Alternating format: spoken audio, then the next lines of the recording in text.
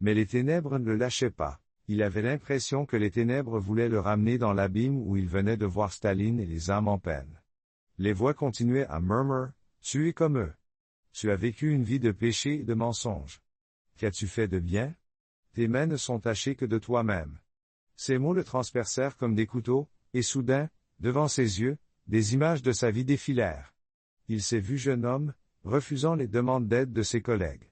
Il s'est souvenu des querelles avec sa femme, lorsque ses larmes lui apparaissaient comme ses propres erreurs. Il vit des moments de faiblesse, où il se laissait aller à penser à la faute de quelqu'un d'autre plutôt qu'à la sienne. Peut-être ont-ils raison, se dit-il à voix basse. J'ai vraiment vécu en ne pensant qu'à moi, mais la lumière devant moi ne l'a pas fait.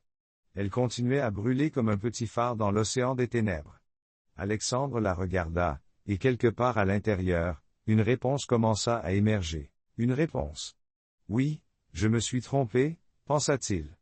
Mais ne pourrions-nous pas essayer d'arranger les choses? La pensée prit forme alors que les ténèbres autour de lui s'agitaient. Au lieu d'un murmure, il pouvait entendre le grondement de 1000 voix d'indignation. Ne voulant pas le laisser partir, Alexandre fit un pas de plus, puis un autre.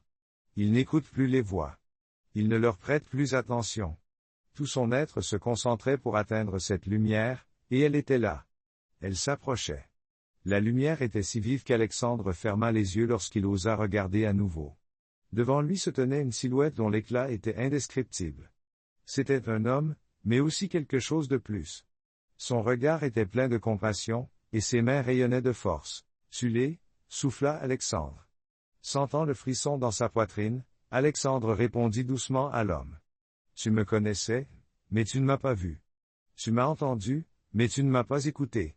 Mais je t'attendais toujours. » Alexandre se rendit compte que ce n'était autre que Jésus qui se tenait devant lui. Son cœur se remplit de confusion et de honte. Il tomba à genoux, incapable de supporter la situation. « Je ne suis pas digne de ce regard, » a-t-il murmuré. Mais Jésus s'est approché et lui a touché l'épaule. « Tous les hommes font des erreurs. Tu me connaissais, mais tu ne m'as pas vu. Tu m'as entendu, mais tu ne m'as pas écouté, » pense Alexandre, un peu triste. Mais je t'attendais toujours. Alexandre se rendit compte que ce n'était autre que Jésus qui se tenait devant lui. Son cœur se sentit un peu confus et honteux.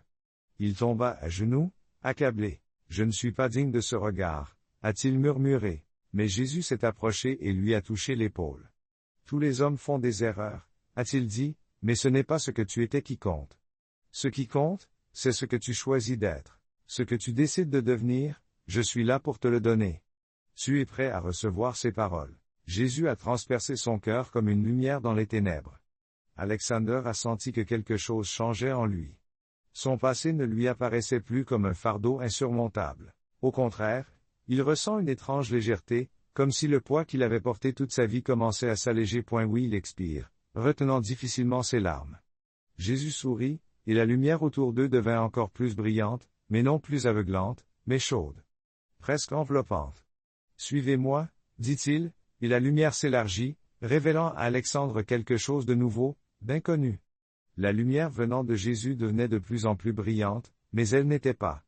Elle n'était ni dure ni sévère, mais elle enveloppait doucement Alexandre, remplissant son cœur d'une chaleur et d'une paix longtemps attendue. Pour la première fois depuis longtemps, il s'est senti entier, libéré des chaînes dont il n'avait jamais réalisé qu'elles le retenaient. Ils ont marché ensemble, sans dire un mot, et il y a eux une étendue d'espace d'une clarté éblouissante, remplie d'un silence qui ne s'est pas fait attendre. Ah, comme il est paisible de savoir que ce chemin le mènera quelque part, à quelque chose qui le changera pour toujours. Enfin, Jésus s'arrête et le regarde. Ses yeux étaient pleins de compassion et d'une profonde sagesse qu'Alexandre ne pouvait pas comprendre, mais qu'il ressentait de tout son être. « Tu as vu la souffrance ?» commence doucement Jésus. « Tu as vu les ténèbres dans lesquelles les âmes sombrent lorsqu'elles se détournent de la vérité. » À ces mots, l'espace autour d'eux commença à changer. La lumière qui les entourait s'écarta comme un voile, révélant une vision si belle qu'Alexandre en eut presque le souffle coupé. Devant lui s'étendait un merveilleux paysage de champs verdoyants et de montagnes illuminées par une douce lumière dorée et des rivières scintillant partout comme du verre transparent. L'harmonie régnait partout. Cet endroit ne ressemblait pas au monde dans lequel il vivait, mais en même temps, c'était comme s'il avait toujours su qu'il existait. C'était le paradis, dit Alexandre, craignant de rompre le silence. Le silence. C'était le reflet de ce que le monde pourrait être. Le monde aurait pu être si les gens avaient gardé la foi. L'amour et la bonté, répondit Jésus. Un rappel de ce que toutes les âmes recherchent, même ceux qui ne le réalisent pas. Alexander s'est levé. Mais plus il regardait cette image, plus son cœur se serrait. Il se souvient des images de la dévastation et de la souffrance qu'il a vues, et des questions qui le tourmentent depuis sa rencontre avec Staline. Mais si c'est possible, commença-t-il. Pourquoi les gens choisissent-ils l'obscurité? Pourquoi détruisons-nous encore et encore ce que nous aurions pu créer? Et son regard a reflété la nature humaine, qui est pleine de contradictions. Il a réfléchi au fait que les gens sont créés pour être libres, mais que cela signifie aussi qu'ils sont responsables de leurs choix. Beaucoup de gens ont peur de cette responsabilité, alors ils se cachent derrière l'égoïsme, la cupidité et la haine. Mais au fond, chacun de nous a une petite part de bonté. Alexandre a ressenti ces mots profondément, comme s'ils lui étaient destinés. Il s'est souvenu de ses propres erreurs, de son orgueil et de ses faiblesses. Il s'est rendu compte qu'il s'était souvent mis en avant sans penser à l'impact qu'il avait sur les autres. Alors, c'est à nous de jouer, dit-il à voix basse, plus à lui-même qu'à Jésus. Oui, répondit-il, mais tout le monde ne s'en rend pas compte avant qu'il ne soit trop tard. Tu as vu les ténèbres et tu as vu ce qui arrive quand les gens se détournent de la lumière. Maintenant, tu sais pourquoi il est important de choisir avec sagesse. Les paroles de Jésus ont résonné dans le cœur d'Alexandre comme une cloche, éveillant en lui un sentiment qu'il n'avait pas ressenti depuis des années. C'était plus qu'un repentir ou une peur de l'avenir. C'était un désir de changer non seulement lui-même, mais aussi le monde qui l'entourait. Mais comment puis-je changer? Demanda-t-il. Alexandre a regardé Jésus et il a eu l'impression de n'être qu'un simple homme sans pouvoir. Mais Jésus a souri, et dans ce sourire, il y avait plus de chaleur qu'Alexandre n'aurait pu l'imaginer. Tu n'es pas seul, dit Jésus. Chaque homme a le pouvoir de changer le monde.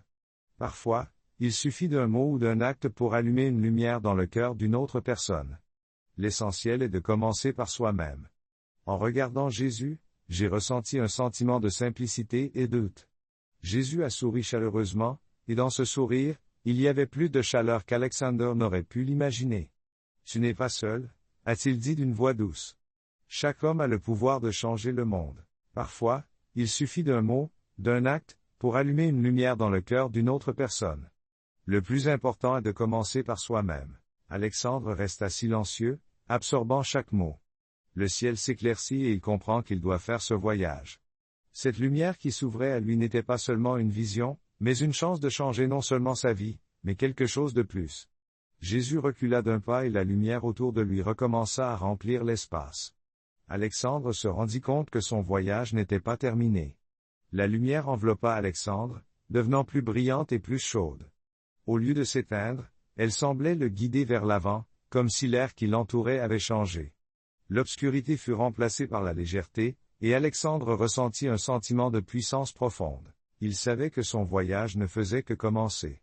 Il avait une leçon importante à apprendre, une leçon qui le transformerait, mais aussi peut-être ceux qui l'entouraient. Bientôt, il se trouva au seuil d'un nouvel espace. Tout autour de lui s'estompa pour révéler une vision qui figea Alexandre. Devant lui se tenaient des gens innombrables, des foules comme un reflet de la vie qu'il avait laissée derrière lui. Il vit des ouvriers, des fonctionnaires, des enfants de vieillards, chacun occupé à son propre travail. Leur visage lui semble à la fois familier et étranger. Mais ce qui frappe le plus Alexandre, c'est qu'ils ne se remarquent pas les uns les autres. Pourquoi semblaient-ils si distants? Se tournant vers la lumière qui baigne la scène, Alexandre voit le monde tel qu'il le connaît. La plupart du temps, la voix de Jésus était douce, mais forte. Les gens vivaient côte à côte, mais leurs cœurs étaient éloignés les uns des autres, confinés dans leur propre monde, entourés de soucis et de peurs qui les aveuglaient. Alexandre regarda un homme passer en vitesse, renversant presque l'autre, et deux passants se détourner d'une vieille femme qui demandait de l'aide. Il vit un jeune homme assis sur le trottoir, en lambeaux et seul, tandis que la foule passait sans même remarquer son cœur.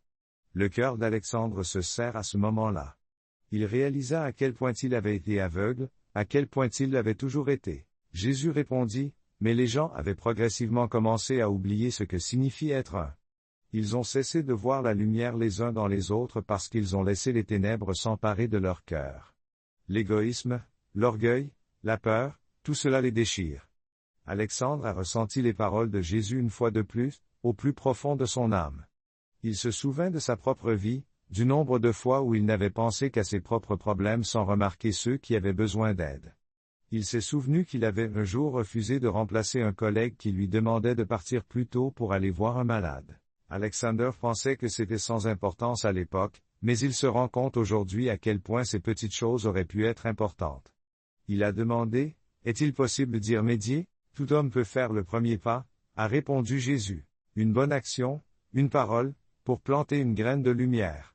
Mais pour cela, il faut ouvrir son cœur et accepter la responsabilité. Soudain, l'espace autour de lui a commencé à changer, et les gens qu'il voyait ont commencé à disparaître comme s'ils avaient juste disparu. Et à leur place, il s'est retrouvé devant quelque chose qui ressemblait à un immense miroir à la surface lisse qui reflétait non pas lui-même, mais tout ce qu'il avait fait dans sa vie. Il vit des scènes du passé qu'il avait oubliées depuis longtemps. Il se revit quand il avait été blessé, quand il avait refusé de l'aide, quand il avait été indifférent. Son cœur se serra de honte, mais le miroir commença à montrer d'autres images. Il a vu comment il avait aidé sa voisine à réparer sa porte, comment il avait fait don de sa vieille veste à l'un de ses collègues. Les souvenirs sont comme des rayons de lumière dans les ténèbres épaisses, tu vois, dit Jésus. Il y a à la fois des ténèbres et de la lumière en chacun de nous. Mais c'est à nous de décider ce qui l'emportera. Top you stand on the threshold of a new path. Alexander, tu as vu où mène l'obscurité. Maintenant, tu as la chance d'être un guide. Alexandre a regardé son reflet pendant un long moment. Reflet. Il a réalisé qu'il n'aurait jamais la chance d'effacer ses erreurs, mais il a une chance de défaire ce qui est encore possible. Il doit revenir pour vivre différemment, pour donner l'exemple à ceux qui l'entourent. Je suis prêt, dit-il enfin, la voix ferme et déterminée. Jésus sourit chaleureusement et la lumière autour de lui s'intensifie. La chaleur l'enveloppa, le débarrassant des derniers vestiges de sa lourdeur. Il savait que ce moment allait tout changer. Puis il dit, « Souviens-toi de la lumière qui est en toi. Ne l'oublie jamais. » Lorsque la lumière autour d'Alexandre commença à s'estomper, il ressentit une étrange sensation de légèreté, comme s'il avait porté un poids qu'il avait traîné toute sa vie. Tout ce qui l'entourait disparut, ne laissant qu'une douce lueur qui se dissolvait lentement. Il ouvrit les yeux et vit le plafond de la chambre d'hôpital devant lui. L'air sentait la médecine, et quelque part à proximité, les instruments travaillaient tranquillement. Alexander prit une profonde inspiration, réalisant qu'il était de nouveau en vie. Son cœur battait doucement, mais dans son âme, il entendait toujours la voix de Jésus. La lumière en vous est devenue l'encre à laquelle il a décidé d'attacher sa vie près du lit. Il a vu sa femme pleurer doucement dans son mouchoir. Ses mains tremblaient, mais lorsqu'elle s'aperçut qu'Alexandre ouvrait les yeux, un léger sourire se dessina sur son visage. Sacha, sa voix, tu t'es réveillée en tremblant. Tu pensais qu'elle ne pourrait pas finir, mais elle l'a fait. Elle pleurait à nouveau. Alexandre lui tendit la main, et elle la saisit immédiatement, comme si elle avait peur qu'il le fasse. C'est bon, dit-il doucement, sentant sa chaleur le ramener à la réalité. Je suis là. Le temps passé à l'hôpital s'écoula lentement, mais Alexandre sentait qu'il ne pouvait plus se permettre d'exister. Il lui semblait que le monde entier était devenu différent, alors qu'en fait, c'était lui qui avait changé. Les images qu'il avait vues dans cet endroit sombre, Staline l'avertissant de la destruction prochaine des âmes errant dans les ténèbres éternelles et Jésus lui donnant une seconde chance, avaient laissé une marque indélébile sur son âme. Lorsqu'il a été libéré, Alexandre a décidé qu'il ne retournerait jamais à son ancienne vie. L'usine où il avait passé près de 40 ans lui semblait être un endroit où il ne pouvait pas retourner comme avant. Au lieu d'ignorer ce qui se passait autour de lui, il a commencé à chercher des moyens d'aider les autres. La première chose qu'il a faite a été d'aller voir son voisin, avec qui il avait un désaccord de longue date à cause d'un simple malentendu. Le voisin fut surpris de voir Alexandre venir à lui en quelques mots, « Désolé ». Ce fut le premier pas vers la réconciliation. Alexander a commencé à remarquer des personnes qu'il n'avait jamais vues auparavant. Il a vu un collègue qui portait toujours la même veste en lambeaux, une vieille dame de l'immeuble voisin qui pouvait à peine marcher et avait besoin d'aide pour faire ses courses, et bien d'autres choses encore. Au début, ces changements ont semblé étranges à son entourage. Beaucoup pensaient qu'il s'agissait simplement des effets d'une maladie, mais Alexander savait que ce n'était pas le cas. Sa vie n'était plus la même parce qu'il ne pouvait plus rester indifférent. Au fil du temps, les gens ont commencé à remarquer qu'il se passait quelque chose autour d'Alexandre. Il changeait et ses actions semblaient illuminer la vie des autres. Ceux qui n'avaient jamais pensé à l'aider ont commencé à faire de petits actes de gentillesse, même à l'usine où il retournait parfois juste pour parler à d'anciens collègues. Des changements ont commencé à se produire, mais la principale chose qui a changé, c'est Alexandre lui-même. Il n'a plus peur de se regarder en face. Cela n'a pas été facile, mais il a appris à se débarrasser de sa peur. Il savait que l'obscurité et la lumière feraient toujours partie de lui, mais il avait appris à choisir. Quelques années passèrent, et Alexandre devint connu dans son quartier comme un homme toujours prêt à aider. Les gens venaient lui demander conseil et lui faire part de leurs problèmes, et il ne les rejetait jamais, car il savait qu'un seul mot gentil pouvait changer une vie. Un soir d'hiver, assis à la fenêtre de son petit appartement, Alexandre regardait la neige tomber. Il se souvenait de ce jour terrible à l'usine où la vie semblait s'arrêter, mais il se rendait compte que ce n'était pas la fin, mais le début. Il avait reçu un don, mais aussi une responsabilité. Les gens venaient lui demander conseil et lui faire part de leurs problèmes, et il ne les rejetait jamais, car il savait qu'un seul mot gentil pouvait changer une vie. Un soir d'hiver, il s'est assis à la fenêtre de son petit appartement et a regardé la neige tomber. Il se souvient de cette terrible journée à l'usine où la vie semblait s'être arrêtée. Aujourd'hui, il se rend compte que ce n'était pas la fin, mais le début. Il avait reçu un cadeau, mais aussi une responsabilité. Il sourit en sentant la même lumière brûler en lui, la lumière qu'il avait vue dans ce sombre abîme. Et même s'il pensait avoir terminé, il savait que tant qu'il serait en vie, il continuerait sur cette voie. La lumière à l'intérieur de toi résonna à nouveau dans sa voix, dans son esprit, et Alexandre ferma les yeux,